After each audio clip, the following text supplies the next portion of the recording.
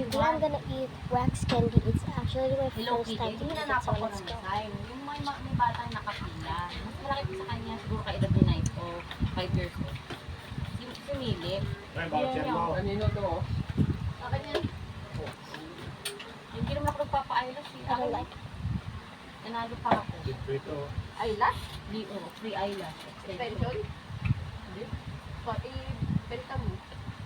Pati, Libre lang to. hindi ka pwede sa ganyan kasi ano eh. Night to. Ano ito, Ansabel? Hindi mamaya yan. Ano? Eh, alayo pag Pag matabi ko.